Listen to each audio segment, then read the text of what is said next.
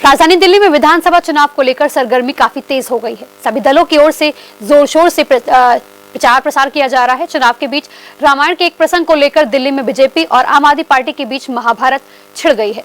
दिल्ली के पूर्व सीएम अरविंद केजरीवाल चुनावी सभा में रामायण के प्रसंग का जिक्र कर विवादों में घिर गए हैं। वही अब बीजेपी केजरीवाल पर जमकर निशाने साध रही है। इसी पर भाजपा नेता मनोज तिवारी ने क्या कुछ कहा, सुनिए। देखिए, बड़ी अच्छी बात है कि माता सीता के संदर्भ में कुछ बातें हुई हैं और संजोग से आज में जब निकल के जिस सॉल को लेके चला वो मधुबनी पेंटिंग का सॉल है। मैं कल अरविंद केजरीवाल का बयान सुनने के बाद मुझे जरा भी हैरानी नहीं है, क्योंकि हमें ये पता है कि अरविंद केजरीवाल चुनाव में चुनावी हिंदू बनने की कोशिश करते हैं। कल अरविंद केजरीवाल का पोल पट्टी मां शारदा ने साक्षात आकर के खोल दिया है। कहते हैं ना कि विनाश काले विपरीत बुद्धि।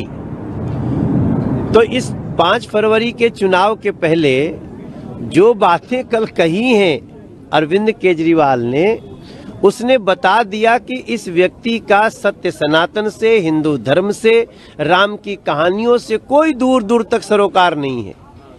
आप बताइए, दुनिया को पता है, आप किसी गांव में जाकर के एक बूढ़ी माता जी से पूछ देंगी कि वो सोने का मृग बन के कौन आया, तो लोग कहेंगे मारीच बन के आया। ये विधर्मी अरविंद केजरीवाल बोल रहे हैं कि रावण मृग बन के आया। ये कौन यूनिवर्सिटी से पढ़े थे अरविंद केजरीवाल? दूसरा, माता सीता ने लक्ष्मण को राम की सुरक्षा के लिए भेजा, राम की चिंता करने के लिए भेजा। ये कह रहे हैं कि हिरण लाने को भेजा। अरविंद केजरीवाल के द्वारा कल राम की कहानियों को जो तोड़ मरोड़ करके देने की कोशिश है, वो कोई गलती से नहीं हुआ है। एक्चुअली वो सनातन की कहानियों को तोड़ना मरोड़ना ही चाहते हैं। कल मां सरस्वती ने उनका असली परिचय दिल्ली को और देश को दिखा दिया है। देखो, रावण के दल में बहुत सारे ऐसे मूर्ख थे जो रावण के पीछे आकर के अज्ञानता में और स्वाहा हो गए।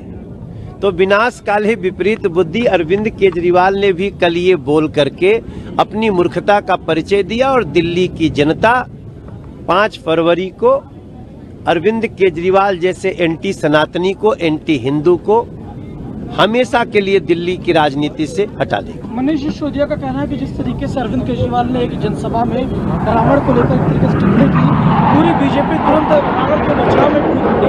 वैसे ही रावण के वंशज बीजेपी है। हम राम के बचाव में और राम की कहानियों के बचाव में खड़े हैं और अरविंद केजरीवाल का असली जो परिचय है कल मिल गया है कि अरविंद केजरीवाल जिंदगी में वो भी जो बोले होंगे ना, वो किसी के कहने से ही बोला होगा। उसको पता ही नहीं है कि राम की कहानी क्या है। हमको इस बात का विश्वास है कि अगर थोड़ा देर और बोले होते तो हो सकता है उनको ये भी नहीं याद आता कि राम और कृष्ण का अलग अलग अवतार हुआ है। ऐसे मूर्ख व्यक्ति का, ऐसे एंटी सनातनी का दिल्ली की जनता इलाज करेगी।